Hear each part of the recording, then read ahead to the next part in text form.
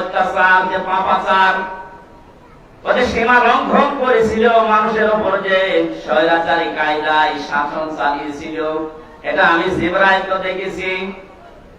আমি সহ যত ফেরেশতা আছে, কেউ ওর এই শাসন ক্ষমতার উপরে, সেই রাজ্যের উপরে কেউ আমরা রাজি ছিলাম না। কিন্তু আল্লাহ তাকে ছাড় দিয়েছিল। 600 বছর একেবারে রাজত্ব করেছে, কোনদিন তার জ্বর হয়নি, মাথাও ধরেনি।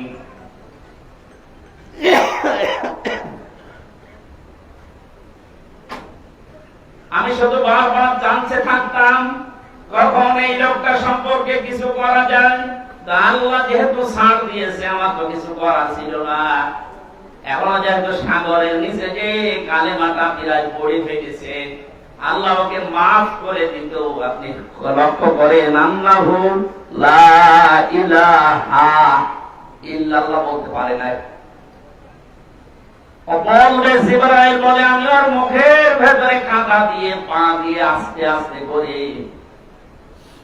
বন্ধ করতে লাগলাম, ও যেন কালেমা পড়তে না পারে। কারণ পড়ে ফেললে যদি আবার স্বীকৃতি দিয়ে ফেলে, আল্লাহ মাফ করে দিতে পারে। কারণ আল্লাহর দয়া মায়া সম্পর্কে তো আমি জানি, আমি তো তার কাছে সবচেয়ে নিকটবর্তী ফেরেশতা।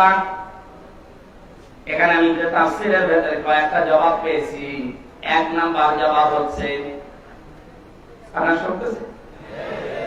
1 নাম্বার জবাব হচ্ছে,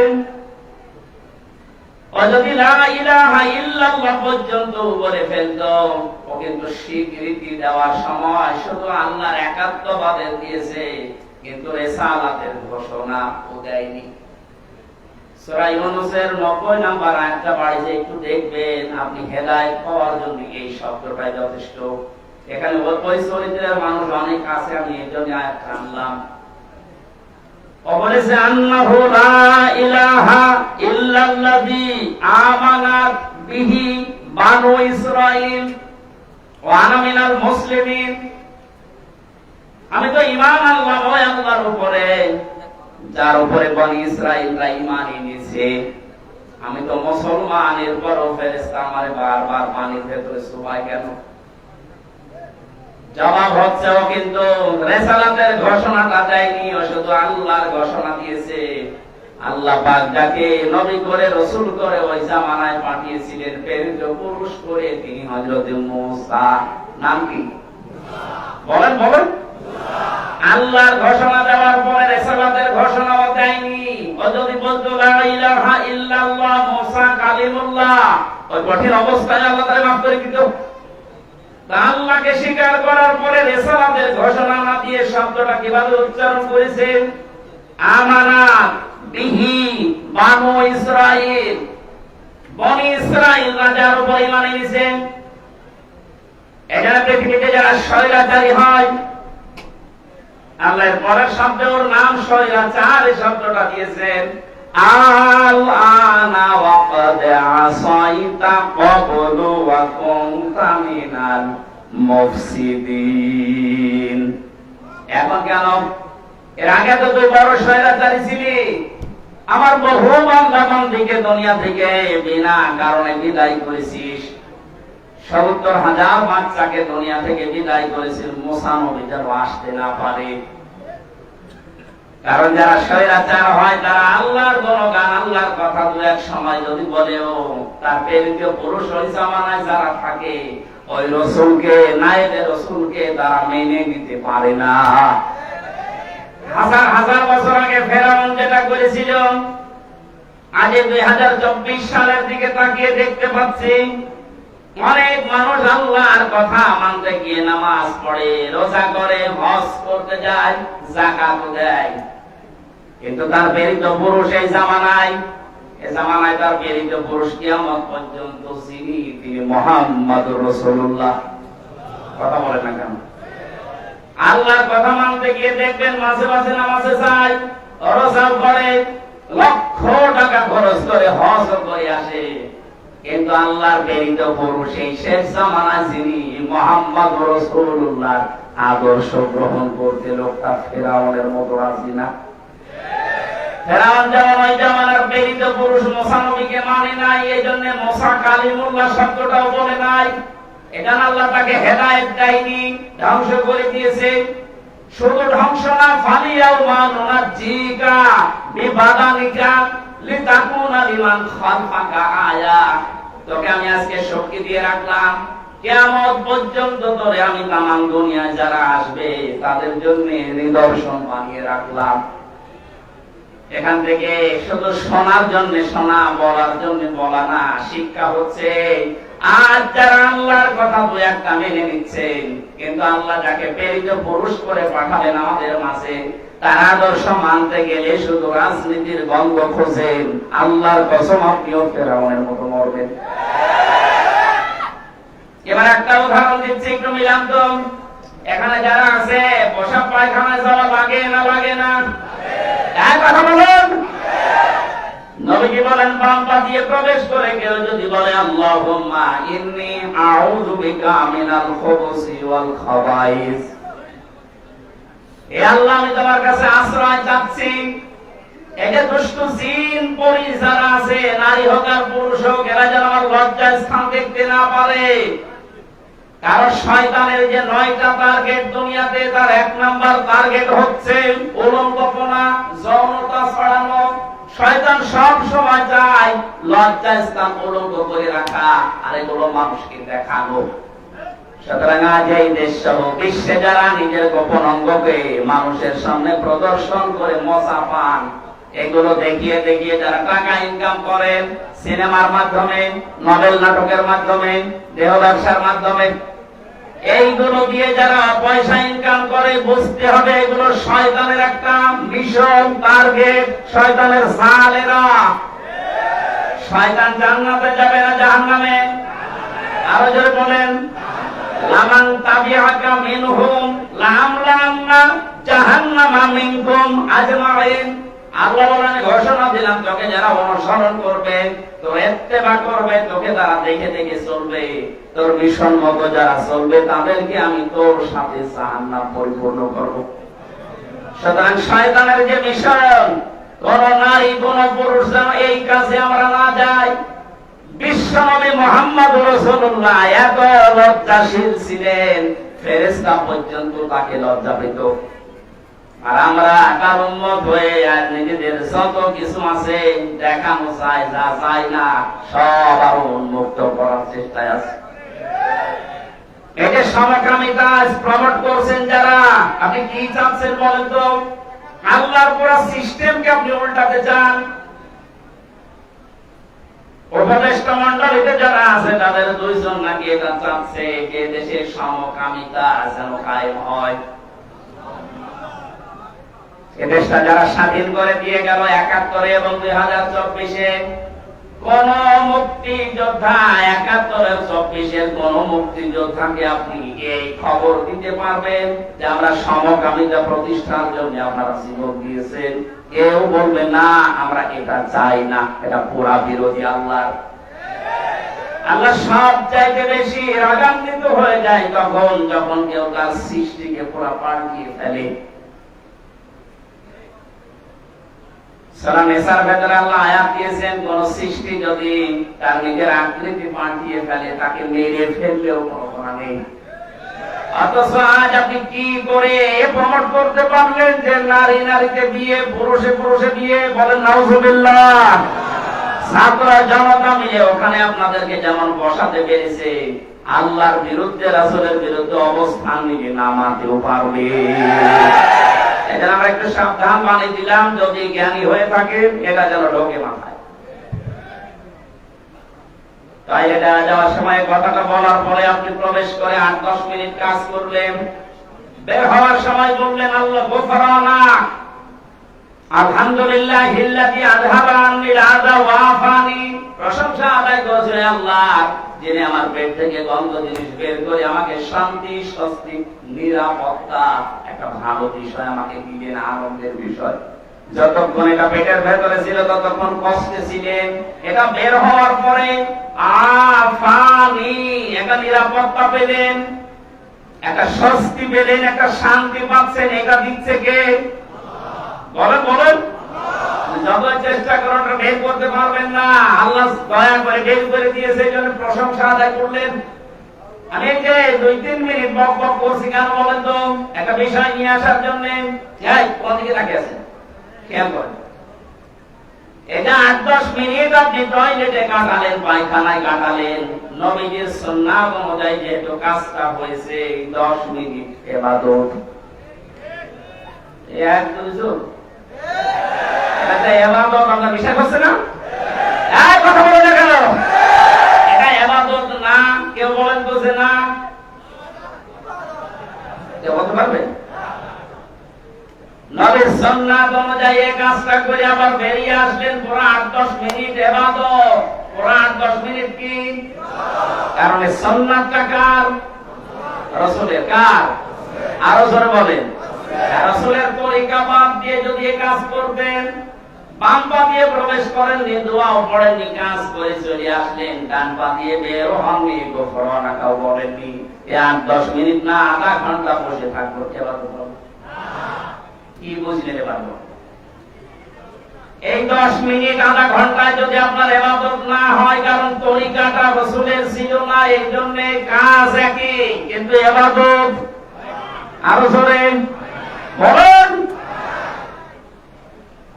এটা বাংলাদেশ সহ বিশ্বের যত মুসলমান আছে সবাই বিশ্বাস করে এক বাক্যে, আগেরটা রাসূলের তরিকায় ছিল, ওটা 8-10 মিনিট না, এক ঘন্টা। কেউ যদি টয়লেটে বসে থাকে পুরো 1 ঘন্টা ইবাদত। এবার একটা আওয়াজ শুনে গেলে মনে হয় বিশ্বাস আছে। 1 ঘন্টা না 10 ঘন্টা বসে থাকলে পুরাটা কি? কারণ আমি তরিকা কার? রাসূলের। আরো জোরে বলেন কার? এইটা যদি ইবাদত বিশ্বাস করেন, বিশ্ব নবী কোরআন দিয়ে 10 বছর তো রাষ্ট্র চালিয়েছিলেন, এটা ইবাদত না? আরো জোরে বলুন। এইটা শুনলে কেউ যদি বলে না এটা দুনিয়ার কাজ, রাজনীতি, তাহলে আগেরটা কি? রাস্তা থেকে টয়লেটে বাঁচাবেন না? আপনি যদি বলেন যে রাসূল 10 বছর কোরআন দিয়ে রাষ্ট্র চালিয়েছে, এইটা রাজনীতি, আরে 10 মিনিট টয়লেট করা এটা ইবাদত, তো ওটা রাসূলের কাজ, এটা রাসূলের কাজ। এখন বলেন না কেন? আগেরটা যদি কেউ রাজনীতি মনে না করে, পরেরটা রাজনীতি মনে করলেও ইমানের সমস্যা হবে। এবার কত দূর গেল আপনি ভাবেন। ফেরাউনকে আল্লাহ হেদায়েত দেয়নি, তার অন্যতম কারণ আল্লাহকে মানার চেষ্টা করেছিল বিপদে পড়ে, কিন্তু রিসালাতের ঘোষণা দেয়নি।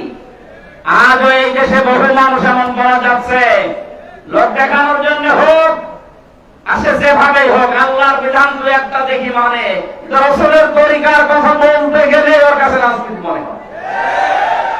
কথা বলেন। গতকালকে কুষ্টিয়ায় দৌলতপুর থানার তারাগনিয়া এলাকায় মাওলানা সাদিকুর রহমান আজহারি ভাই গিয়েছিলেন, ওখানকার একজন সাবেক চেয়ারম্যান, আমি নাম নিলাম না, এই লোকটা বাধা দিয়েছে রাসূলের এই রাজনৈতিক জীবনীটুকু বলার কারণে। উনি পরিচয় দিচ্ছে উনি নাকি জাতীয়তাবাদী দলের চেয়ারম্যান ছিলেন, সাবেক। কিসের জাতীয়তাবাদী দলের চেয়ারম্যান আপনি?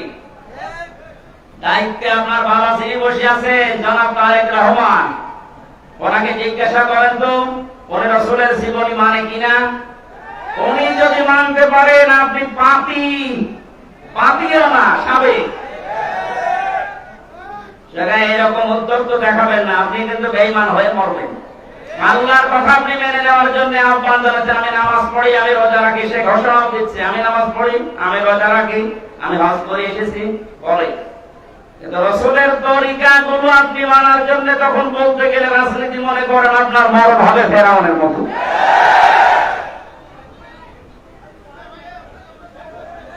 ওই লোকটাকে ক্ষমা চাওয়ার জন্য বলছি, যদি না চাই, ওই লোকটা যদি মারা যায় কুষ্টিয়ার মানুষের জন্য, কুষ্টিয়ার জেলা বিএনপির যিনি এখন সভাপতি বড় ভাই কবিবুদ্দিন এবং সেক্রেটারি ইঞ্জিনিয়ার জাকির ভাইকে বলবো ইমিডিয়েটলি ওকে দল থেকে বহিষ্কার করে দিন। এই ক্যান্সার বিএনপিতে রাখার দরকার নেই। এই সমস্ত ক্যান্সার গুলাই 15.5 বছর ছিল এই জালেমদের দোষর, এই কারণে আলেমদের মাইক কেড়ে নিয়েছে। সেইটার বিরুদ্ধে তো আবু সাইদ জীবন দিয়েছে। কথা বলেন। আবার যদি এরকম কোন জালেম সামনে আসে, এরকম আবু সাইদ আবার জীবন দেওয়ার জন্য রেডি হয়ে যাবে। কোন জালেমকে আমরা দেখতে চাই না। কোরআন আর নবীজি যদি দেশে না থাকে, এই দেশও থাকবে না। কোন কারণে দেশ রাখা লাগবে? ওয়ালিল্লাহি মা ফিস সামাওয়াতি ওয়া মা ফিল আরদি, আসমান আর জমিনের একচ্ছত্র মালিকানা আল্লাহ।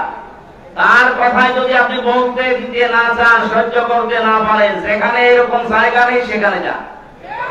কোন জায়গা সেটা? না না, কিসে ভালো? ইয়া মাশারাল জিন্নি ওয়াল ইনসি ইন ইসতাতা'তুম আন তানফুযু মিন আকতারিস সামাওয়াতি ওয়াল আরদ ফানফুযুনা তানফুযুনা ইল্লা বিসুলতান।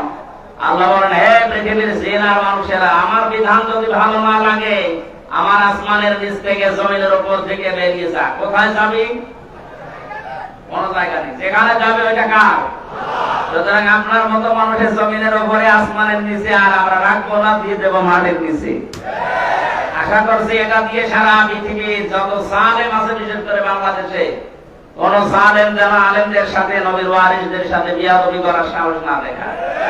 এরপরেও যদি দেখান, আমি ঘোষণা দিয়ে দিলাম, জায়গায় উত্তম মাধ্যম দিয়ে দু একটা জিনিস ভেঙে দেবে। যান, আলামানিকের যেমন বিসি উড়ে গেছে, ওরও দু একটা বিসি ভেঙে দেবে, ও যেন সংসার করতে না পারে। এমনি বাকি জালেমগুলো ঠিক হয়ে যাবে। আমার কথার অর্থ যদি না বোঝেন, আমি আবার রিপিট করছি, আল্লাহকে মানি, আল্লাহর বিধান আপনি মানেন, কিন্তু রাসূলুল্লাহর ৬৫ বছর আপনি রাজনীতি মনে করে এড়িয়ে চলতে চান, আপনার মরণ হবে ফেরাউনের মতো। আমার শেষ। এবার আমরা তেলাওয়াতকৃত আয়াতে যাচ্ছি। যারা গালি দিয়েছিলেন ভারতে,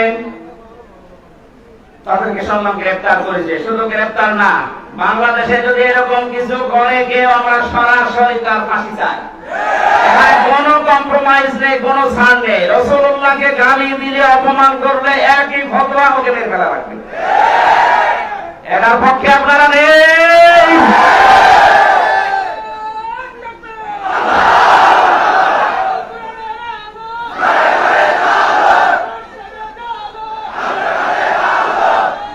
আলহামদুলিল্লাহ ভাই, হাজার হাজার বছর আগের একটা কাহিনী কোরআনে কারিমে আমরা পেয়েছি। ওই কাহিনীটা এখন 2024 সালের 5 আগস্টের সাথে আমি লাইন বাই লাইন মিলাবো, চেষ্টা করব। আল্লাহ যেন মেলানোর তৌফিক এবং আপনাদের বোঝার তৌফিক দান করেন, বলেন আমিন। সূরা হুদ থেকে 36 একটা মাত্র আয়াত পড়েছি। 123টা আয়াত আছে এই সূরাতে। 11 নাম্বার সূরা কোরআনে কারিমের 10টা রূপ আছে। মাত্র একটা আয়াত পড়লাম, এখান থেকে আরম্ভ করছি তাফসীর আকারে। এখানে লিখে দিয়েছে তাফসীরুল কোরআন মাহফিল।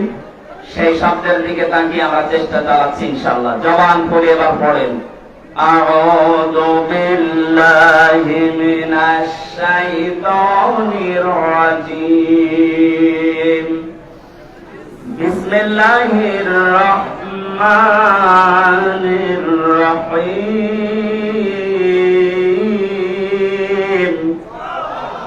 وأوحي إلى نوح أنه لن يؤمن من قومك إلا من قد آمن فلا تبتئس بما كانوا يفعلون।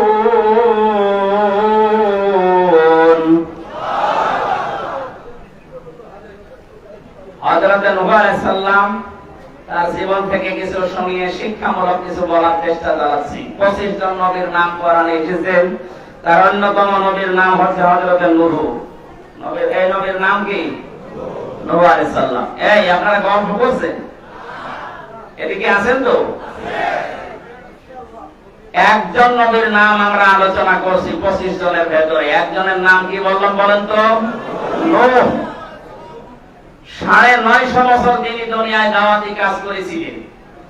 কোরআনে কারীম জানাচ্ছে, ওয়ালাকাদ আরসালনা নূহান ইলা কওমিহি ফালাবিসা ফীহিম আলফা সানাতিন ইল্লা 50 আমা ফাআখাযাহুম তুফান ওয়া হুম যালিমুন। সূরা আনকাবুতের 14 নম্বর আয়াতে আছে, আমি নূহ আলাইহিস সালামকে তার জাতির কাছে প্রেরণ করেছিলাম। তিনি 50 কম 1000, তার মানে 950 বছর একাধারে চেষ্টা চালিয়েছিলেন জাতির লোকদের ভেতরে আল্লাহর কথা শোনাতে। 950 বছরের রেজাল্ট হয়েছে মাত্র 80 জন, তারা আল্লাহকে মেনেছে। লক্ষ লক্ষ মানুষের ভেতরে 950 বছর দাওয়াতি কাজ করার রেজাল্ট মাত্র 80 জন। শুধু এই মানুষগুলো দাওয়াত গ্রহণ না করে যদি ছাড় দিয়ে দিত যে আমরা মানি না আপনাকে, শেষ, এতটুকু করে নাই। আল্লাহ পাক বলেন নূহ যখনই দাওয়াত দিয়েছে এই মানুষগুলো দাওয়াত শুধু মানে নাই, না মানার পরে যেন কষ্ট দেওয়া যায়, দাওয়াত বন্ধ করা যায়, এই রাস্তাগুলো তারা অবলম্বন করেছে। 1000 বছর আগে এই আয়াতটা নাযিল হয়েছে কোরআনে। আমার তো মনে হচ্ছে এখনই এই বাংলাদেশ দেখে আল্লাহ নাযিল করলো। আজ আলেমদের দাওয়াতে দেখেন 50 বছর 60 বছর যারা দাওয়াতি কাজ করেছে কোরআন দিয়ে, তাদের দাওয়াত যদি আপনি না মেনে শুধু নিশ্চুপ থাকতেন, মেনে নিতাম।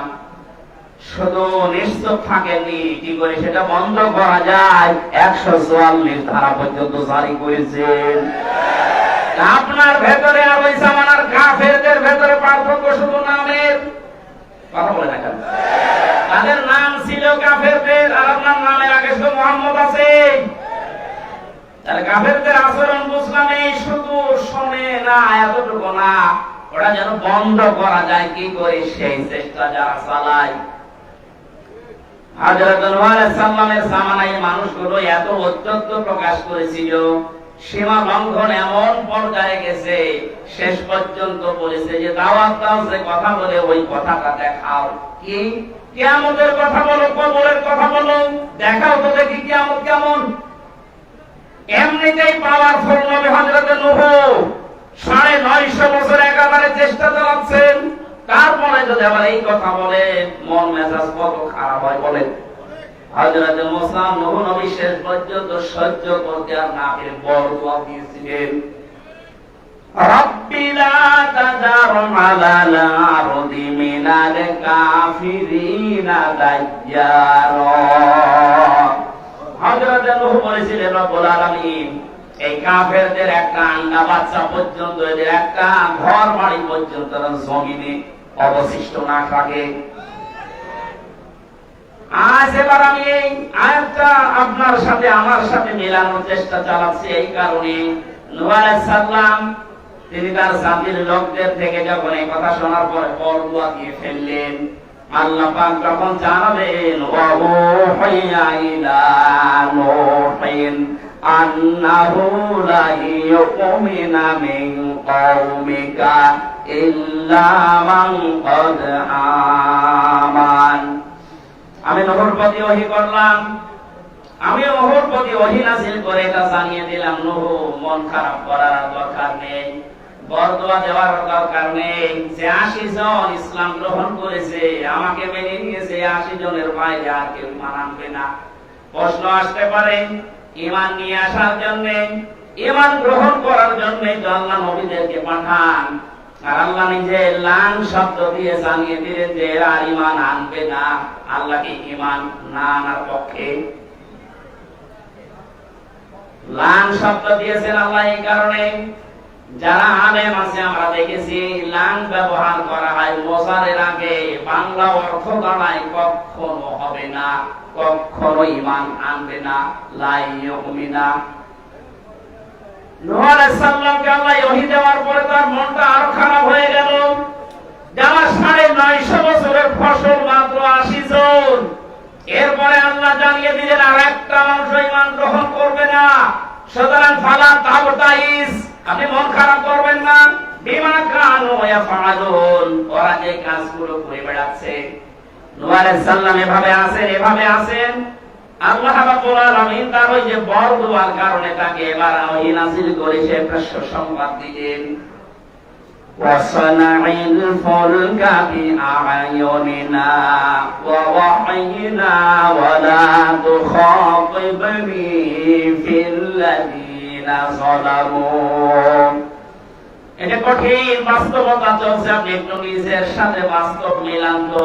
2 বছর 5 বছর 10 বছর আমি 11 বছর এই ময়দানে কাজ করছি, তার ভেতরে তো 3 বছর চলে গেল, 8 বছর থেকে 9 বছর হবে।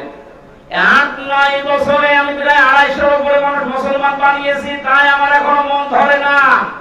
আর তিনি নবী, 950 বছর, মাত্র 80 জন। এরপরে আল্লাহ বলছেন লাইয়ুমিনা, আর কেউ মানবে না। আর অটোমেটিক মন খারাপ হয়ে যাওয়ার কথা না? আল্লাহ রাব্বুল আলামিন এবার তাকে জানালেন, নূহ, এতদিন যা হয়েছে আমি তো দেখলাম, এক কাজ করো, তুমি আমার তত্ত্বাবধানে, আমি আল্লাহর নির্দেশ মতো কিস্তি তৈরি করো, নৌকা তৈরি করো। হযরত নূহ আলাইহিস সালাম নৌকা বানিয়েছিলেন। আমি ঘটনা শোনাচ্ছি না, এখান থেকে কয়েকটা শিক্ষা নিয়ে আসবো। নূহ নবী নৌকা শুরু করলেন ওই জামানায়, যেই জামানায় চারিদিকে শুধু মরুভূমি, পাথর, পাহাড় আর পানি। পানির সংকট দেখা দিয়েছে এমনিতেই। হযরত নূহ যখন নৌকা আরম্ভ করলেন, জাতির যারা সবচাইতে বড় নেতা গোছের মানুষ, তারা ওই নৌকার পাশ দিয়ে যখন সকাল বেকার যাওয়া আসা করে, এই মানুষগুলো তখন ঠাট্টা বিদ্রুপে চলে। নূহ আলাইহিস সালামকে তারা পাগল পর্যন্ত বলা আরম্ভ করেছিল। কোরআনে কারিমে আল্লাহ ঘটনা শোনাচ্ছেন একটা কারণে, একটু মেলাবেন। وَكُلَّمَا مَرَّ عَلَيْهِ مَلَأٌ مِّن قَوْمِهِ سَخِرُوا مِنْهُ قَالَ إِنْ تَسْخَرُوا مِنَّا فَإِنَّا نَسْخَرُ مِنكُمْ كَمَا تَسْخَرُونَ। বলেন আল্লাহু আকবার। অনুবাদ শোনার আগে আমি আল্লাহু আকবার বললাম কেন? হযরত নূহ আলাইহিস সালাম হাজার বছর আগে চারিদিকে মরুভূমি, পাহাড়, পাথর আর বালির ভেতরে যখন আল্লাহর নির্দেশ মতো তিনি নৌকা বানাচ্ছিলেন, ওই জামানার সবচেয়ে বড় বড় যারা নেতা, এই যে মালাউন শব্দটা আল্লাহ এখানে দিয়েছেন, মালাউন মানে নেতা গোছের লোক। এই মানুষগুলো তারা ঠাট্টা বিদ্রুপ করা আরম্ভ করেছে। ডাক দিয়ে বলেছে, এখন পানির আকাল চলছে, পানির অভাব চলছে, আর এর ভেতরে তুমি নৌকা তৈরি করো। কিন্তু এই পরিকল্পনা যিনি দিয়েছেন তিনি কে? আরো জোরে বলেন কে? এই পৃথিবীর ময়দানে এবার আপনি মিলান 2024 সালে জুলাই এবং আগস্টের 5 তারিখের আগ পর্যন্ত এদেশে যারা জালেম ছিল, বড় বড় যারা নেতা ছিল, ছাত্রদের এই আন্দোলনকে তারা হাসি তামাশা ঠাট্টা বিদ্রুপ করে উড়িয়ে দিয়েছিল।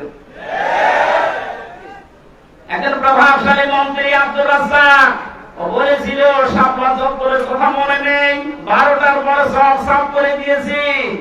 ও মনে করেছিল আবার ওই রকমই কিছু করবে। ওবায়দুল কাদের সাহেব বলেছিলেন, আমাদের এই আন্দোলনের জন্য ছাত্রলীগই যথেষ্ট। যা যা করেছিল কোরআনে কারীম আমার মনে হচ্ছে 1000 বছর আগে না, 5 তারিখে আল্লাহ নাযিল করেছেন, আওয়ালাম তাকুনু আকসামতুম মিন ক্বাবলু মা লাকুম মিন সাওয়াল। আল্লাহ পাক বলেন, হে নবী, ওদের দিকে লক্ষ্য করেন, ওরা কি কথা বলতো না যে আমাদের কোনো রয় নেই, ক্ষয় নেই, আমাদের টার্গেট 41 সাল? কথা বলতো না? আমাদের কোনো লয় নেই, ক্ষয় নেই, আমাদের কোনো শেষ নেই, এই মনে করে চালাচ্ছিল। কিন্তু হঠাৎ করে আমার আল্লাহ এমন পরিকল্পনা দিয়েছেন, ওরা যখন আনন্দে আছে, ওদের সমস্ত বিষয় নিয়ে কিছুই মনে করে না, পাত্তা দেয় না।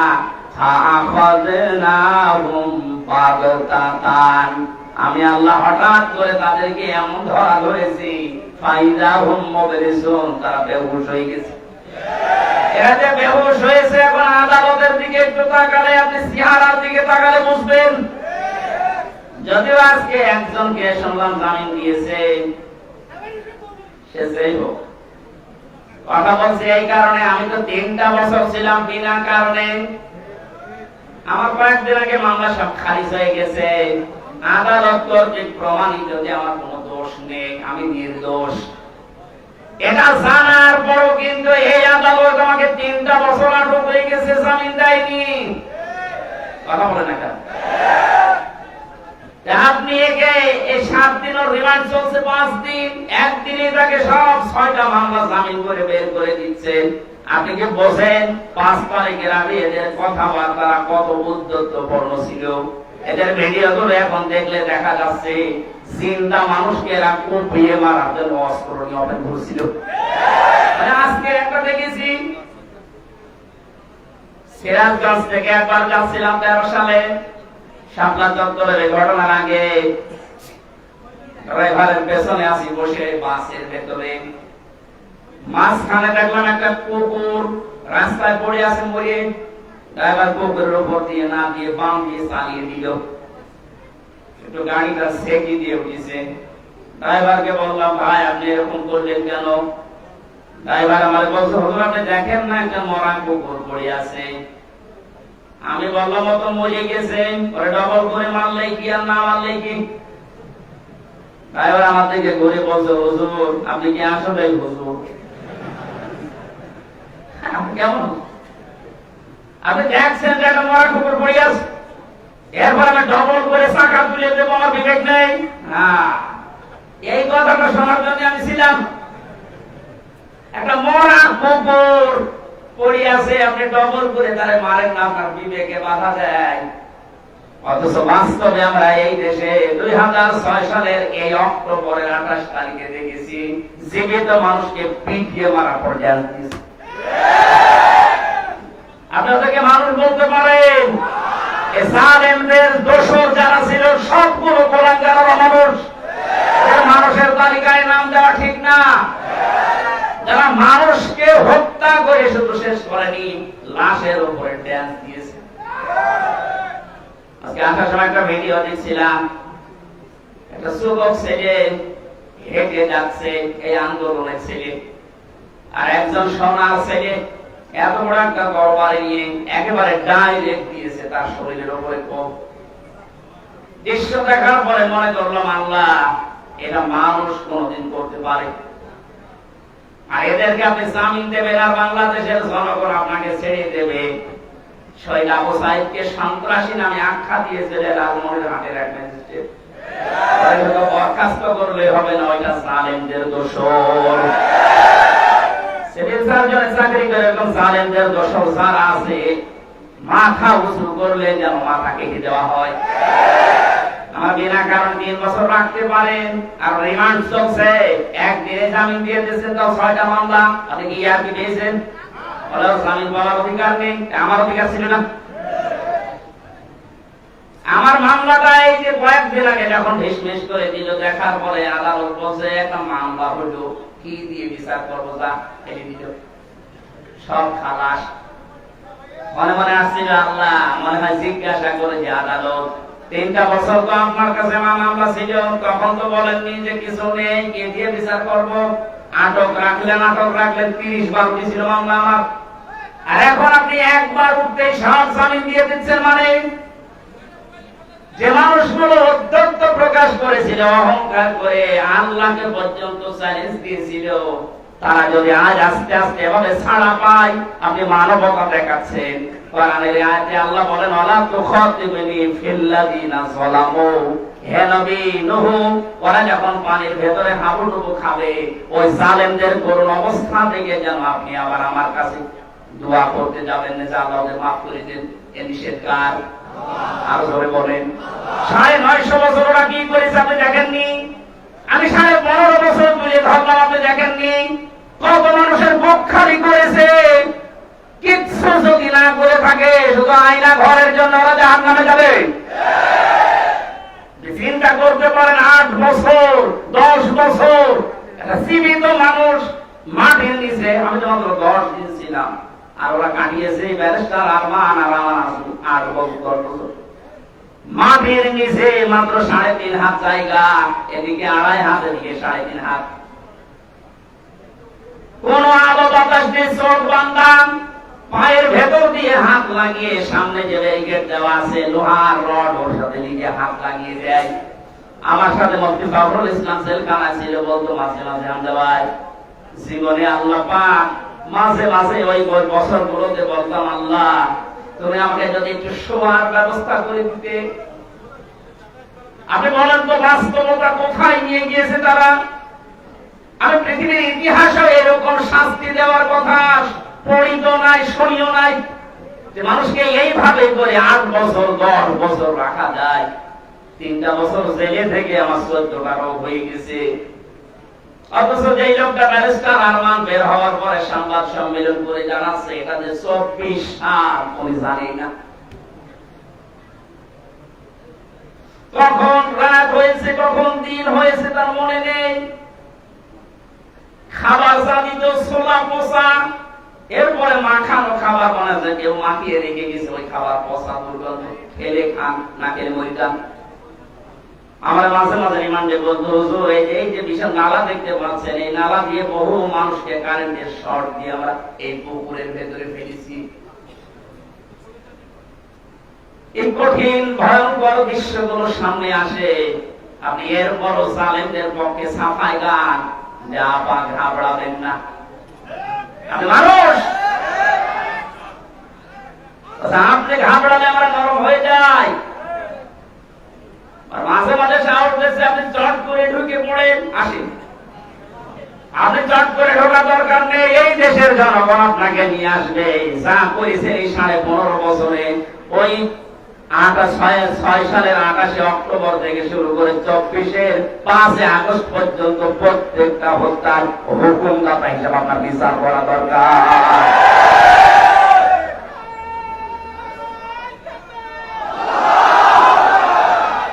এই কথা বোঝার চেষ্টা করেন, একটু একটু শোনেন, একটু। আয়াতের শেষের শব্দ ছিল ওয়ালা তুখাতিবনি ফিল্লাযিনা যালামু ইন্নাহুম মুগরাকুন। হে নবী নূহ, ওরা যখন পানিতে ডুবে মরবে তখন ওদের পক্ষে আপনি আমার কাছে সাফাই গাবেন না, আমার কাছে মাপ চাবেন না। 15.5 বছর পরে ওদের এখন যে দৃশ্য, ইঁদুরের গর্ত পাচ্ছেন না, বের হলেই মুখ বের করলে ধরা খাচ্ছে হাজার হাজার কোটি টাকা নিয়ে।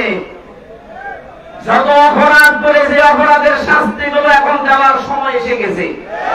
কথা বলেন, এই সমস্ত জেল জরিমানা, এদের রিমান্ডে কষ্ট দেওয়া দেখে যদি কারো মায়া লাগে, কোরআনের এই আয়াত কেটে বাদ দিয়ে দিন।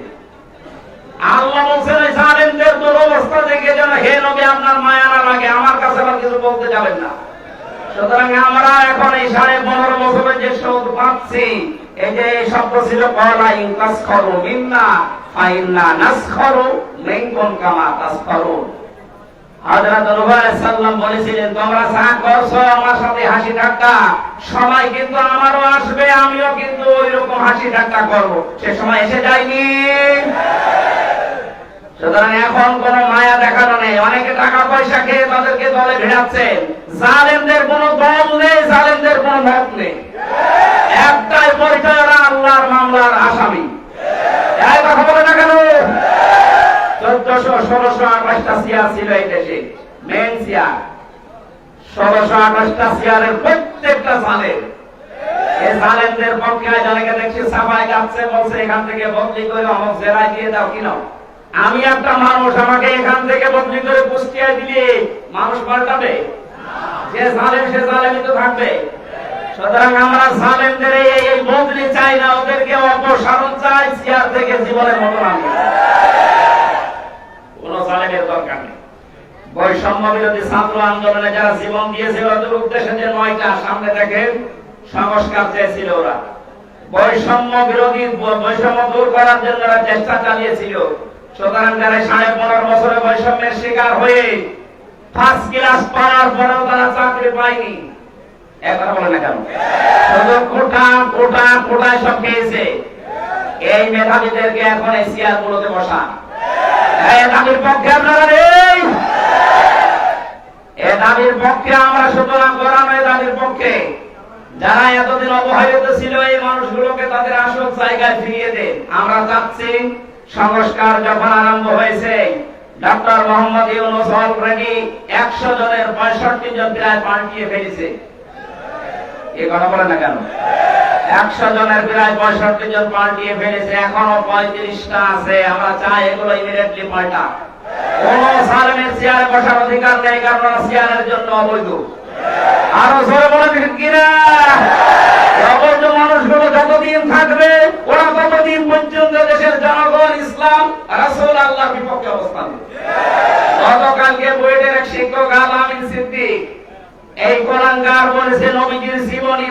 আলোচনা করা চলবে না।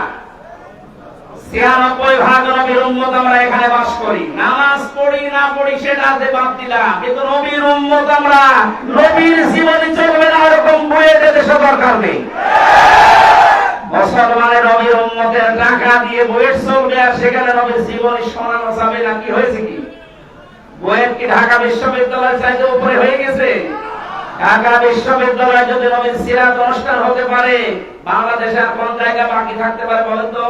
সুতরাং আমরা চাই এই জালেমের খবর নিলাম, এই কোরআনকার ওই জালেমের সময় নিয়োগ পেয়েছে, ওই 5 তারিখের আগে বিদায় নেওয়ার আগে ওরে নিয়োগ দিয়েছে। আমরা যাচ্ছি, এটা আমার মাইক হাতের সামনে, আমি একা না, আমি 18 কোটি মানুষের পক্ষ থেকে কথা বলছি। এখন আমরা চাই অতি তাড়াতাড়ি এই আলামিন সিদ্দিক এই কোরআনকারকে ওখান থেকে অপসারণ করা হোক। একটারে করেন, সামনে কোন জালেম আর মাথা তুলতে পারবে না। আর এটা ছাড় দেন, আবার বের হবে আর জালেম। আমি আহ্বান জানাচ্ছি আরএফএল এবং প্রাণ কোম্পানির যারা দায়িত্বে আছেন, অনেকেই কিন্তু এখন মুসলমানদের ছেলেমেয়েরা বলছে আমাদের নামাজ পড়ার সময় যায় না। এই দেশে নামাজ পড়ার জন্য মাত্র 10-12 মিনিট 15 মিনিট সময় লাগে। এই সময়টা যে প্রতিষ্ঠান দিতে চাই না, এরকম প্রতিষ্ঠান বন্ধ করে দেওয়া দরকার।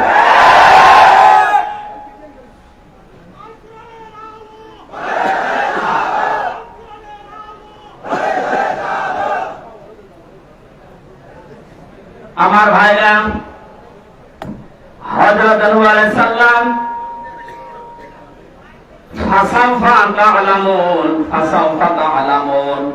তাদেরকে বারবার ঘোষণা দিয়ে জানিয়ে দিলেন, এতদিন পর্যন্ত ঠাট্টা বিদ্রুপ উপহাস করতে আমার সাথে নৌকা বানানো দেখে এবার আমি তোমাদেরকে প্রকাশ্যভাবে ঘোষণা দিলাম, সময় এসে গেছে, খুব তাড়াতাড়ি হাত্তা فسوف تعلمون من يأتيه عذاب يخزيه ويحل عليه عذاب مقيم। তোমাদের ভেতরে কাউকে কাউকে আল্লাহ এত বেশি লাঞ্ছিত করবেন, অপমানিত করবেন, নিকৃষ্ট আযাব দিয়ে ঢেকে রাখবেন।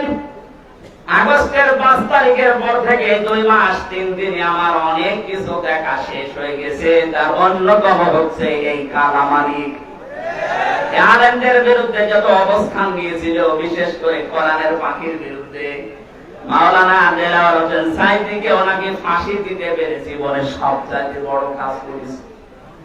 আল্লাহকে এত বেশি অপমান করেছে এই দেশে, কলার পাতাও শুইয়েছে, নিচি গেছে উড়ে। ওর এখন অবস্থা জেলখানায় যায়, বাঁচতেও পারে মরতেও পারে, ওরকম শয়তান বেশি থাকার দরকার নেই। ওগুলো সমাজের জন্য, মুসলিম দেশের জন্য ক্যান্সার। ক্যান্সার হলে কি করা লাগে? কেটে ফেলা লাগে। কি করা লাগে? আমরা চাই এদেরকে বাদ দিয়ে দেন এই সমাজ থেকে, এরা এই দেশের জন্য ক্যান্সার। আবার যদি বেঁচে থাকতে পারে, হযরত নূহ বলেছিলেন ইন্নাকা ইউদিল্লু ইবাদাকা ইন্নাকা ইন তাদারহুম ইউদিল্লু ইবাদাকা ওয়া লা ইয়ালিদু ইল্লা ফাজিরান কাফারা। হে আল্লাহ, এদের একটা আন্ডা বাচ্চা পর্যন্ত যেন না বাঁচে, যেটা বাঁচবে ওটা হবে আরাকুলাঙ্গা। সুতরাং যে মানুষগুলো আলেমদের বিপক্ষে সারা জীবন অবস্থান নিয়ে কাটিয়েছে, ওর পক্ষ থেকে দুনিয়ার যেইটা আসবে ওইটা হবে ওর থেকে খারাপ। সুতরাং আমরা চাই না এদেশে নবী বিরোধী, আল্লাহ বিরোধী, রাসূল বিরোধী, আলেম বিরোধী লোক থাক। কথা বলে না কেন? আমরা চাই ক্যান্সার গুলো বিদায় নিয়ে খুব তাড়াতাড়ি আমরা যেন এই দেশে আল্লাহর বিধান নির্বিঘ্নে মানতে পারি। বলেন আমিন।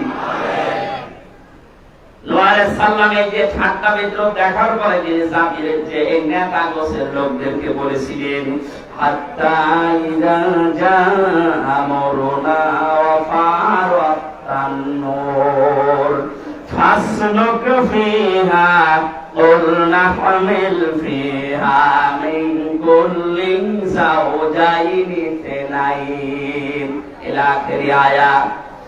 যখন আল্লাহর বিধান বা আল্লাহর আদেশ এসে গেল, আল্লাহ পাক নূহ আলাইহিস সালামকে বললেন, এতদিন পর্যন্ত ঠাট্টা বিদ্রুপের সর্বশেষ চূড়ায় পৌঁছে গেছে।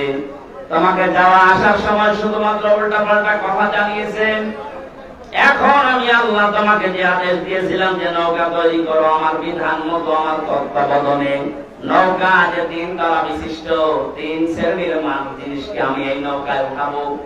3 শ্রেণীর মানুষের জন্য 3 শ্রেণীর বিষয়ের জন্য এই নৌকা তৈরি করা শেষ। ওরা যখন ঠাট্টা বিদ্রোহের মত্ত আছে তখন আল্লাহ দুনিয়া আকাশের যে যত রকমের বৃষ্টি দেওয়ার জায়গা, পানি ওঠার জায়গা সব খুলে দিলেন। এটা তান্নুর শব্দের শাব্দিক অর্থ হচ্ছে সোলার ভেতর থেকে আল্লাহ পানি তুলে দিলেন। ওই দেশে যত মানুষ রান্না করে খেত, রান্নাঘরের সোলার মাঝখান থেকে যখন পানি ওঠা আরম্ভ হয়েছে, সোলা থেকে আগুন বের হয়। কি বের হয়? সোলা থেকে যখন এর বিপরীত পানি বের হওয়া আরম্ভ হয়েছে, উপর থেকে পানি, নিচ থেকে পানির ফোয়ারা উঠতে উঠতে সারা পৃথিবী পানি পানি পানি হয়ে যাচ্ছে। হযরত নূহ আলাইহিস সালামকে আল্লাহ বললেন, তুমি এবার ওঠো, বহন করো প্রথম নম্বরে জোড়ায় জোড়ায় পৃথিবীর যে তোমার আয়াতের ভেতরে যারা আছে, জোড়া জোড়া যারা আছে, এই জোড়াদেরকে নিচ তলায় দিয়ে দাও। পশু পাখি জীবজন্তু জানোয়ার জোড়া জোড়া তুলতে থাকো। 2 নম্বরে ওয়াহানাকা, তোমার পরিবারস্থ লোকদেরকে তোলো। একটু খেয়াল করো, তোমার পরিবারস্থ লোক যারা আছে তাদেরকে তুমি এই নৌকায় আশ্রয় দাও, তুলে নাও। কিন্তু তোমার সন্তান ইয়াউম বা কিনা, 2টা নামই আছে তাফসীরে, ইয়াউম আছে, কিরানও আছে। এই সন্তান এবং তোমার স্ত্রী যে গোপনে ওই জালেমদের দোসর ছিল, স্ত্রী এবং সন্তানকে নৌকায় তোলা যাবে না। তার মানে বোঝা যাচ্ছে নৌকা নূহ নবীর নৌকায় কোন জালেমকে, সে যদি নিজের আপন সন্তান হয়, নিজের স্ত্রী হয়, তাকে নৌকায় ঠাঁই দেওয়া যাবে না। আরো জোরে বলেন। 15.5 বছরের দৃশ্য পুরাটা উল্টা। নৌকায় তুলে সে শুধু জালেমদের দেখে দেখে কথা বলে না কেন? আপনি তাকিয়ে দেখেন তো কোনটা ভালো বলেন, আর একটা দেখান যে এটা না এটা ভালো ছিল।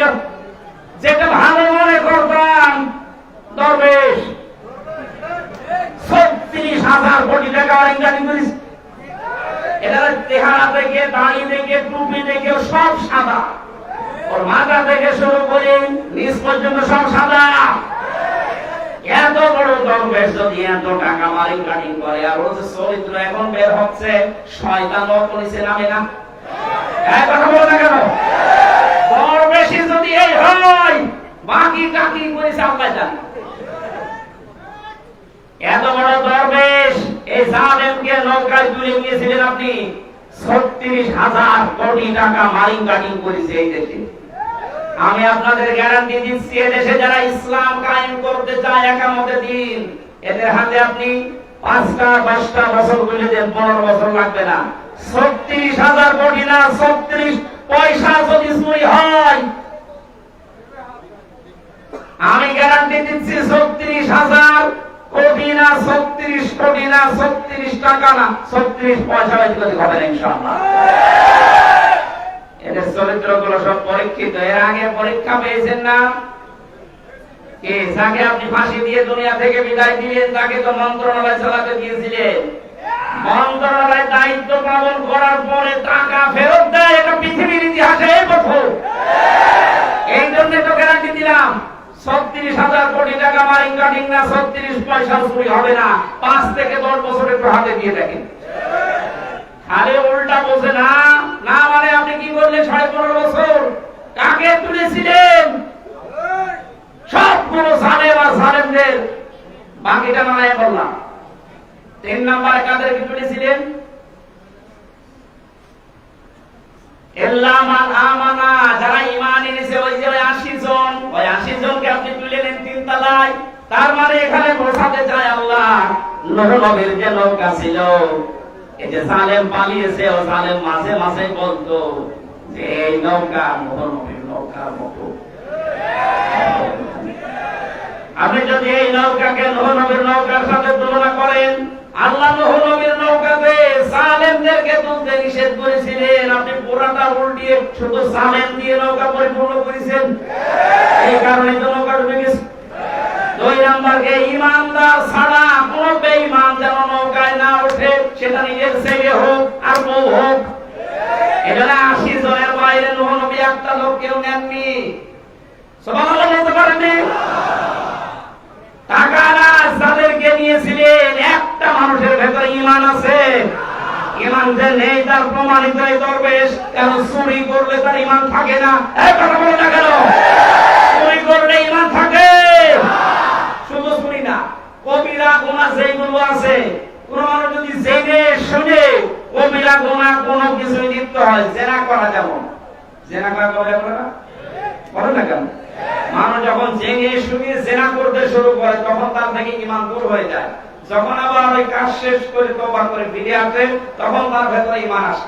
আর আপনি যা চুরি করেছেন, জেনে শুনে চুরি করে শেষ করে দিয়েছেন, মারিং কাটিং করার রাস্তাই ছিলেন আপনি।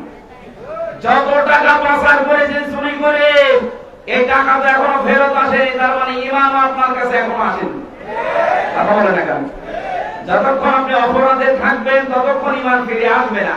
যতক্ষণ অপরাধ থেকে ফিরে থাকবেন, তওবা করে ফেরত আসবেন, তখন ঈমান ফেরত আসবে। তার মানে টাকা যতদিন পর্যন্ত পাচার হওয়া টাকা এই দেশে ফেরত না আসবে, ওদের একটারও ঈমান নেই। আর ঈমান না থাকলে জানাজা নেই, কবর নেই। এগুলো বেঈমান, বেঈমানের যেখানে জায়গা ওই জায়গায় দিয়ে দিন। কিন্তু পড়া হয়ে গেল না, কিসের পড়া হয়েছে? নরম হয়ে গেছে।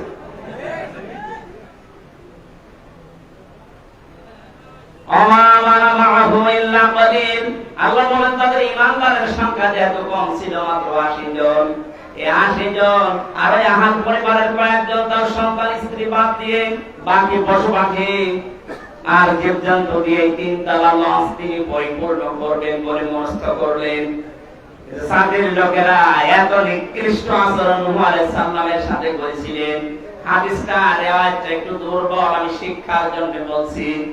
হযরতে নূহ আলাইহিস সালাম যে নৌকা বানিয়েছিল, জাতির যারা নেতা গোছের লোক, ওরা শুধু ঠাট্টা বিদ্রুপ করে শেষ করেনি। কিছু কিছু দুষ্ট মানুষকে বলেছে, নূহর নৌকায় যদি টয়লেট করতে পারো তার এই পুরস্কার। বলেন নাউযুবিল্লাহ। ওরা টয়লেট করতে করতে একেবারে পরিপূর্ণ করে ফেলেছে। নূহ আলাইহিস সালাম ডাক দিয়ে বলে, রব্বুল আলামিন, আগেই তো বলছিলাম তোমার হুকুম মতো ওয়াহয়িনা, তুমি বললো আমার ওহী মতো তুমি করো। তোমার তত্ত্বাবধানে তোমার কথা শুনে আমি 3 তলা নৌকা কিস্তি বানালাম। ওরা তো 3 তলা পুরাটাই করে ফেলেছে টয়লেট দিয়ে। আল্লাহ পাক বলেন, নূহ কোনো চিন্তা নেই, যারা করেছে তাদেরকে দিয়ে আমি এইটা পরিষ্কার করাবো। প্লেগ রোগ দেখা দিয়েছিল ওই সময়। কি রোগ? প্লেগ। গায়ের ভেতরে যে ফুসকুড়ি গুলো হয়, ওর কাছে যে যায় তার হয়। কি করা যায়? এই রোগ তো ভালো হয় না। কত ডাক্তার কবিরাজ সব ফেল হয়ে যাচ্ছে। এক বুড়ি নাকি চিন্তা করেছিল, কত কিছু তো জীবনে করলাম, নূহর নৌকায় তো কোনোদিন টয়লেট করতে পারলাম না। ও বুড়ি একা একা গিয়ে পা পিছলে গিয়েছে বুড়ির ভেতরে। কষ্ট করে ওঠার পরে দেখছে চোখ হয়ে গেছে। আমি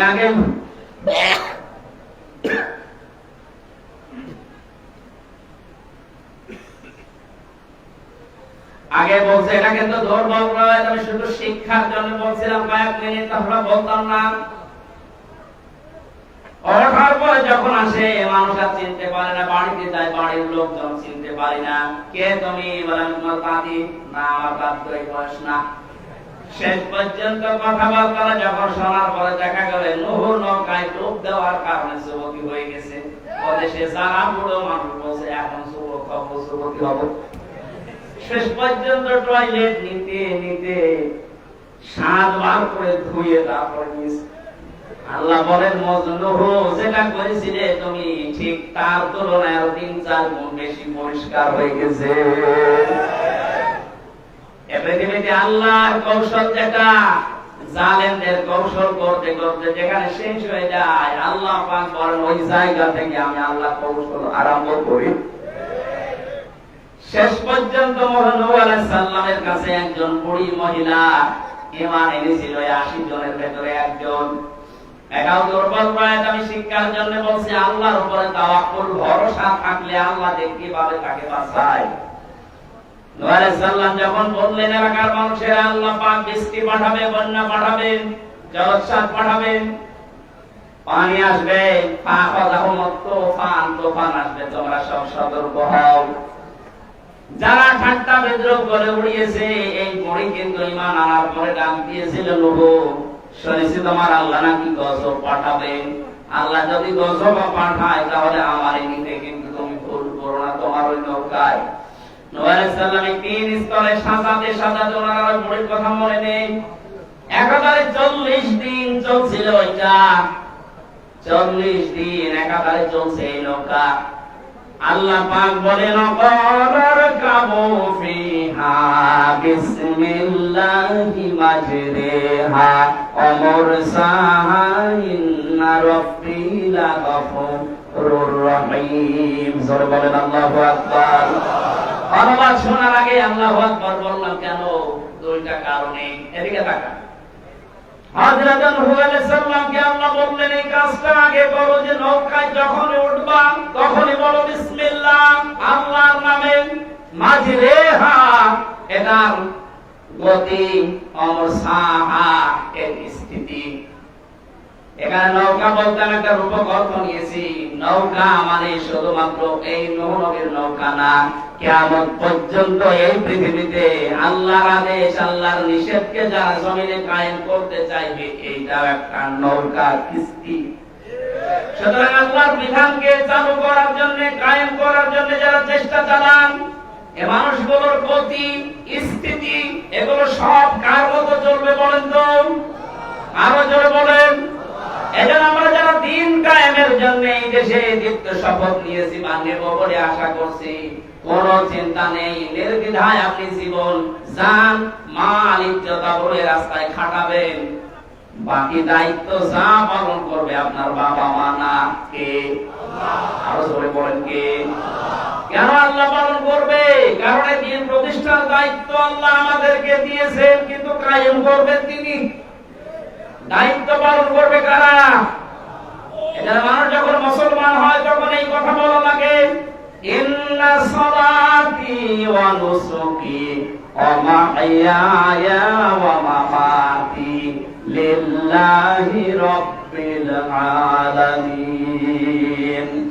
জবান খুলে যার মুখস্থ আছে কোরআনের সোনালী আয়াত পড়েন, তবে ইন্না সালাতি ওয়া নুসুকি ওয়া মাহইয়ায়া ওয়া মামাতি লিল্লাহি রাব্বিল আলামিন।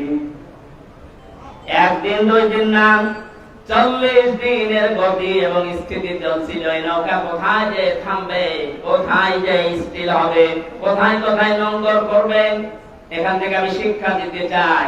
এই দেশে যারা দিন কায়েমের জন্য দীপ্ত শপথ নিয়ে নিজের জীবনের সব কিছু শেষ করে দিয়েছে, এই রংপুরের কৃতি সন্তান জনাব এটিএম আজহারুল ইসলাম আজ 12 বছর জেল খাটতেছে। মাওলানা মাতিয়ার রহমান নিজামী সাহেব জীবন পর্যন্ত দিয়ে চলে গেল। এনাদের পরবর্তীতে আজ যারা দায়িত্বে এসেছে, এরা যদি কোন কর্মসূচি দিন কায়েমের জন্য এসে দেয়, কর্মী যারা আমরা আছি নির্দ্বিধায় আপনি পালন করে যাবেন, কারণ নির্দেশ আমার আল্লাহর পক্ষ থেকে আসতেছে। আমি এখানে কথা শুরু করার প্রথমেই বলেছিলাম 2024 সালের 5 আগস্টে দেশে স্বাধীন হওয়ার পর ক্ষেত্র তৈরি হয়ে গেছে দিন কায়েমের। বলেন না কেন?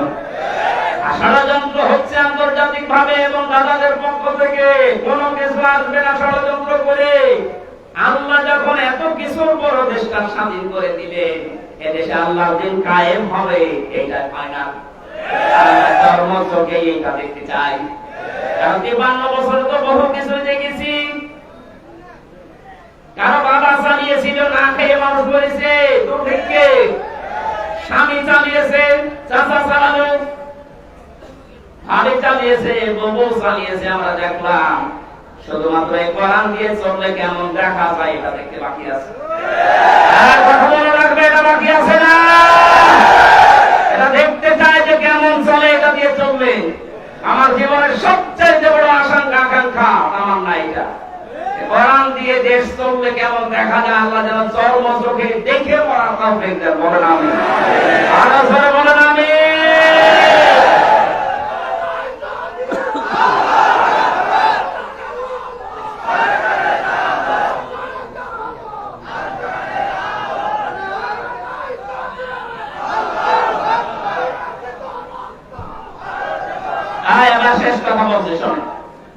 ইন্না রাব্বি লাগফুরুর রহিম। এই দোয়াটা এই আয়াতটা অনেকে দোয়া হিসাবে পড়ি আমরা, বাসে ট্রেনে নৌকায় স্টিমারে উঠতে গেলে দোয়া পড়ে না, পড়ে না কেন? এর ভেতরে যে শিক্ষাগুলো আছে এইগুলো আমরা নিতে চাই না, শুধু পড়ে শেষ করে দিয়েছি। ইন্না রাব্বি লাগফুরুর রহিম, এই কথা বলার দরকার কি নূহ আলাইহিস সালামের? হযরত নূহ এই কথা বলেছিলেন এই জন্য, ওই যে নৌকা তৈরি করা থেকে শুরু করে আজকের এই নৌকায় যে 40 দিন একাধারে চলছে, এর ভেতরে যদি কোনো ত্রুটি বিচ্যুতি কোনো ভুল হয়ে যায় তাহলে আমার রব গফুর এবং রহিম, জয় বলেন সুবহানাল্লাহ। আমার জীবন তো ভুলে ভরা, এরপর আল্লাহ খাদেম হিসাবে, দিনের কর্মী হিসাবে আমাকে দিয়ে কিছু কাজ, আমাদেরকে দিয়ে কিছু কাজ করাচ্ছে। যখন আপনি দিনের জন্য কিছু করতে পারবেন, শুকরিয়া আদায় করবেন আর ক্ষমা চাইবেন আল্লাহর কাছে যে আমার এই কাজ করবেন, আমার এই দিনের খেদমতে ভুল ত্রুটি হয়ে যেতে পারে, আল্লাহ তুমি গফুর, তুমি রহিম, জয় বলেন সুবহানাল্লাহ। 40 দিন পরে যখন বিষয়টা ভিড়েছে নৌকাটা যদি পাহাড়ে, হঠাৎ নয় সাল্লামের মনের ভেতরে এই কথা জাগ্রত হয়েছে যে বুড়িমা আমাকে নেওয়ার জন্য বলেছিল। বুড়ি মনে হয় আগে পাহাড় থেকে দৌড় দিয়ে আসলেন বুড়ির বাড়িতে, সেটাকে আশপাশে কিচ্ছু নেই, সব লন্ড ভন্ড হয়ে গেছে 40 দিনে।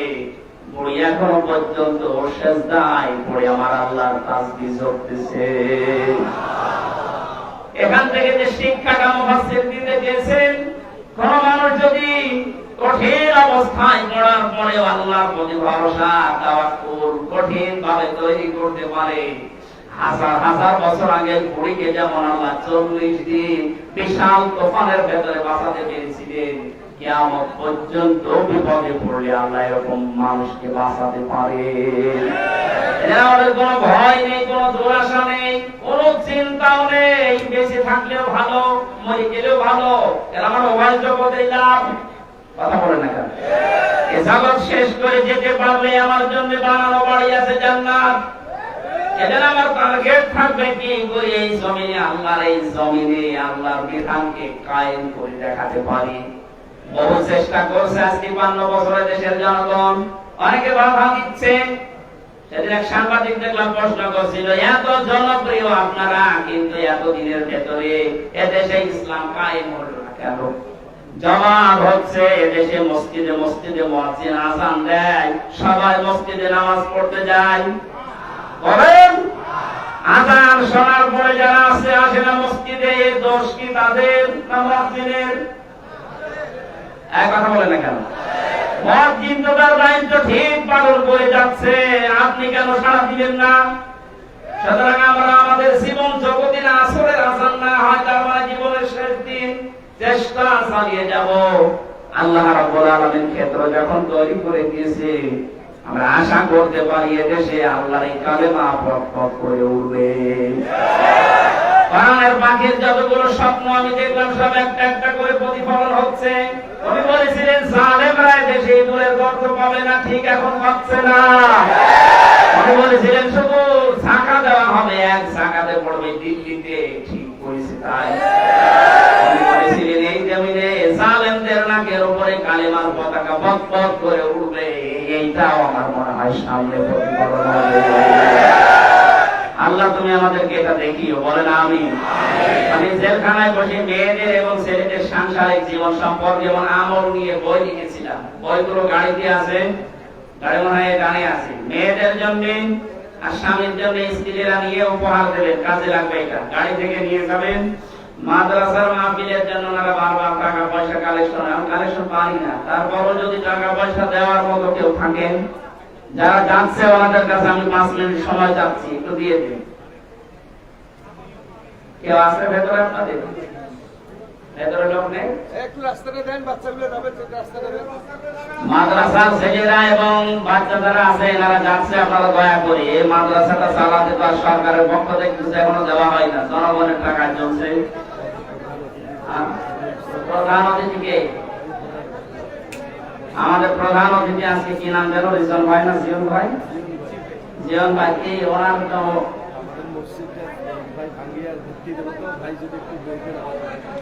আপনাদের মসজিদ উনি ভাঙবে। আপনার কাছ থেকে কিছু শুনতে চাই আমরা, একটু বলেন যদি যদি বলতে চান বা বলতে পারেন একটু বলেন, তো তৃপ্তি পান ওনারা, আপনার সামর্থ্য থাকলে বলে। আমাদের প্রধান অতিথি ভাই আমাদের মসজিদের জন্য আপনাদের সামনে একটু বলবেন, একটু করে রাখবেন। সামর্থ্য থাকলে বলবো আপনাদের।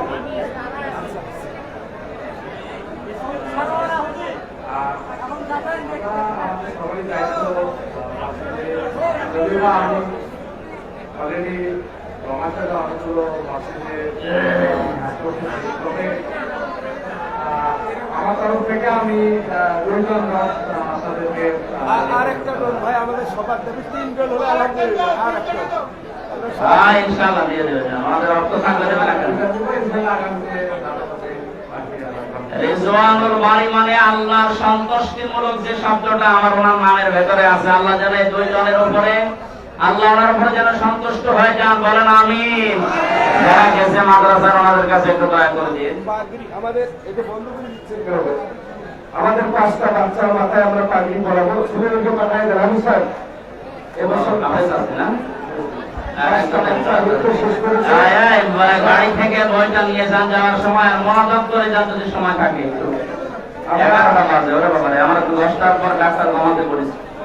আমরা এবছর 5টা বাচ্চা আমাদের মাদ্রাসা থেকে সমর্থন করেছে, আলহামদুলিল্লাহ।